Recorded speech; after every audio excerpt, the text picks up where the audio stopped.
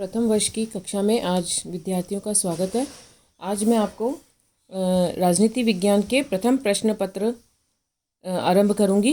इसमें राजनीति विज्ञान के परंपरागत और आधुनिक दृष्टिकोण के बारे में सबसे पहले पढ़ेंगे। राजनीति विज्ञान एक अति प्राचीन विषय है और अतीत में इसे एक स्वतंत्र विषय के रूप में नहीं स्वीकारा जाता था। मतलब राजनीति विज्ञान का अध्ययन दर्शनशास्त्र, आचारशास्त्र, धर्मशास्त्र, इतिहास, विधिशास्त्र आदि की अवधारणाओं के आधार पर किए जाने की परंपरा थी।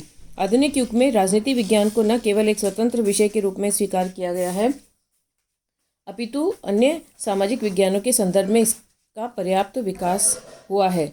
इस विकास के परिणाम स्वरूप यह हुआ कि संपूर्ण राजनीति विज्ञान का अध्ययन दो प्रमुख दृष्टिकोणों के आधार पर किया जाने लगा। एक राजनीति विज्ञान का परंपरागत दृष्टिकोण और दूसरा राजनीति विज्ञान का आधुनिक दृष्टिकोण। आज हम राजनीति विज्ञान के परंपरागत दृष्टिकोण के विशेषताओं के बारे में पढ़ेंगे। पाश्चात्य जगत में ईसा पूर्व 6वीं सदी से 20वीं सदी में प्राय द्वितीय विश्व युद्ध तक के पहले तक जिस राजनीतिक दृष्टिकोण का प्रचलन रहा उसे अध्ययन सुविधा की दृष्टि से परंपरागत राजनीतिक दृष्टिकोण कहा जाता है और इसकी आधारभूत मान्यताओं और अवधारणाओं के समूह को परंपरागत राजनीतिक सिद्धांत या आदर्शात्मक राजनीतिक सिद्धांत कहा जाता रहा है। इसके प्रमुख राजनीतिक चिंतक हैं सुकरात, प्लेटो, अरिस्तु, Cicero, Saint Augustine, Saint Aquinas, Locke, Rousseau, Montesquieu, Kant, Hegel, Green आदि। आधुनिक युग में भी ऐसे राजनीतिक विद्वान हैं जो परंपरागत राजनीतिक सिद्धांत का समर्थन करते हैं, जिनमें प्रमुख हैं Leo Strauss, Alfred Cobban, Eric Voegelin, Michael Oxford, Hannah Arendt. इसके परंपरागत दृष्टिकोण की प्रमुख विशेषताएं हम जानेंगे। पहला इसकी विशेषता है दर्शन शास्त्र से प्रभावित अध्ययन। परंपरागत राजनीति विज्ञान का एक बड़ा भाग दर्शन शास्त्र से अत्यधिक प्रभावित है। परंपरागत राजनीति शास्त्रियों में से अधिकांश ने राज विज्ञान और दर्शन शास्त्र में न केवल अत्यधिक घनिष्ठता स्वीकारी है, अपितु उनमें से अनेक ने राज विज्ञान के दर्शन शास्त्र की एक उपशाखा जैसा माना है। वस्तुतः इन राजशास्त्रियों ने राज विज्ञान और दर्शन शास्त्र के संयोग से ज्ञान की एक विशेष शाखा का निर्माण किया है जिसे राजनीतिक दर्शन कहा जाता है और इसके आधार पर उन्होंने अपने राजनीतिक सिद्धांत का निर्माण किया है।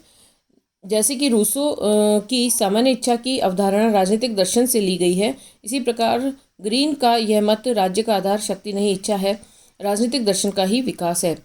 दर्शन शास्त्र एवं राजनीतिक दर्शन से प्रभावित होने के कारण अनेक परंपरागत राजनीति शास्त्रियों ने अपने राजनीतिक सिद्धांत के निर्माण के लिए प्रत्यय, ईश्वरीय विधि, प्राकृतिक विधि और प्राकृतिक अधिकार जैसे पारलौकिक एवं पराबौद्धिक मान्यताओं को आधार बनाया है। दूसरी विशेषता प्रमुख अध्ययन पद्धतियाँ।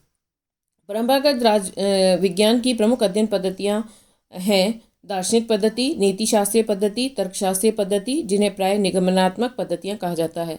इसके अतिरिक्त इसमें विधिक, ऐतिहासिक, वर्णनात्मक एवं तुलनात्मक आदि पद्धतियों को भी अपनाया गया है।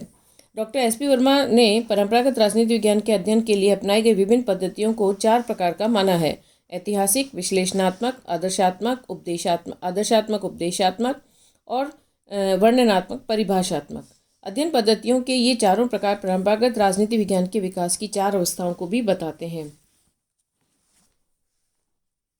तीसरी विशेषता है मूल्य प्रधान अध्ययन।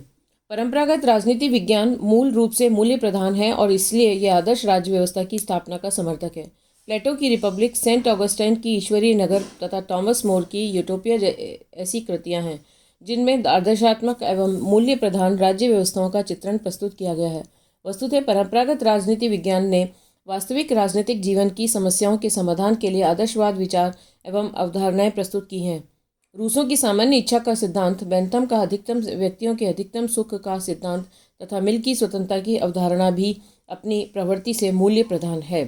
चौथी विशेषता व्यक्तिनिष्ठ अध्ययन। परंपरागत राजनीति विज्ञान तथा राज सिद्धांत की अवधारणाएं, मान्यताएं तथा निष्कर्ष इसके प्रतिपादकों के व्यक्तिगत अनुभव एवं दृष्टिकोण से प्रभावित रहे हैं।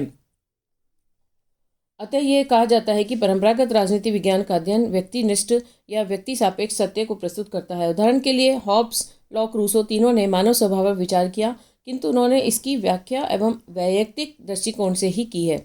इसका परिणाम यह हुआ कि उनका मानव स्वभाव तथा इस पर आधारित राजनीतिक समझौते का समस्त विवरण व्यक्तिनिष्ठ अध्ययन की श्रेणी में आ गया है और यह तथ्यों की पूर्ण उपेक्षा करता है। परंपरागत शास्त्रियों के व्यक्तिनिष्ठ अध्ययन का मूल कारण उनके द्वारा अपनाई गई दार्शनिक एवं निगमनात्मक पद्धतियां हैं, जो अपनी प्रकृति से व्यक्तिनिष्ठ पद्धतियां हैं। यद्यपि कुछ परंपरागत राज्यशास्त्रियों ने ऐतिहासिक एवं विवरणात्मक पद्धतियों का भी प्रयोग किया है, किंतु वे इनका स्वतंत्र एवं शुद्ध प्रयोग करने में असमर्थ रहे हैं और उन्होंने अपने अध्ययन में इन पद्धतियों का प्रयोग भी दार्शनिक या निगमनात्मक पद्धतियों के सहायक के रूप में किया है।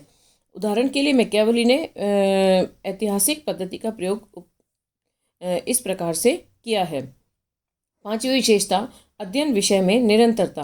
परंपरागत राजनीति विज्ञान के अध्ययन क्षेत्र में सीमित परिवर्तन हुए हैं। वस्तुतः इसके अध्ययन क्षेत्र में निरंतरता एवं सहमति का लक्षण प्रमुख रूप से दिख पड़ता है। एक लंबे समय से उसके प्रमुख अध्ययन विषय रहे हैं राज्य एवं सरकार के औचित्य को सिद्ध करना, आदर्श राज्य व्यवस्था का चित्रण प्रस्तुत करना, न्याय, स्वतंत्रता, समानता, अधिकार, कानून, संप्रभुता, राष्ट्रवाद आदि धारणाओं की दार्शनिक एवं मूल्यात्मक व्याख्या करना। वर्तमान काल में परंपरागत राजनीति विज्ञान व्यक्ति की स्वतंत्रता व अधिकार पर मानव अधिकारों के रूप में विशेष बल दे रहा है। छठी विशेषता, मुख्यतः संकुचित अध्ययन। आधुनिक राजनीति विज्ञान की तुलना में परंपरागत राजनीति विज्ञान अपने अध्ययन क्षेत्र एवं दृष्टि में मुख्यतः संकुचित व सीमित है। इसने मुख्यतः पाश्चात्य जगत के उदारवादी संविधानों एवं शासनों का ही अध्ययन किया है। इस प्रकार इसने पाश्चात्य जगत में मौजूद साम्यवादी शासन व्यवस्था एवं विकासशील देशों की विभिन्न शासन व्यवस्थाओं के अध्ययन पर पर्याप्त ध्यान नहीं दिया है। यहाँ यह भी ध्यान देने योग्य तथ्य है कि परंपरागत राजनीति विज्ञान ने पश्चिमी जगत के उदारवादी संविधानों एवं शासनों का भी प्राय सैद्धांतिक एवं आदर्शवादी अध्ययन किया है। इसका प्रमुख कारण यह है कि परंपरागत राजनीति विज्ञान ने इन उदारवादी संविधानों एवं शासन प्रणालियों का अध्ययन औपचारिक, कानूनी एवं संस्थागत दृष्टि से किया है। उन्होंने पुस्तकालय में बैठकर अपने राजनीतिक साहित्य की रचना की है तो तर्कपूर्ण तो है, किंतु मूलतः सैद्धांतिक है। उन्होंने इस तथ्य की प्राय उपेक्षा की है कि उनके द्वारा अध्ययन किए गए संविधान एवं शासन प्रणालियों व्यवहार में किस रूप से कार्य करेंगे, जैसे कि डाइसी, मुनरो, ऑग व जिंक के अध्ययन मूलतः इसी श्रेणी में आते हैं। कल की कक्षा में मैं आपको परंपरागत दृष्टिकोण के अनुसार राजनीति विज्ञान की परिभाषा और विषय क्षेत्र के बारे में बताऊंगी। धन्यवाद।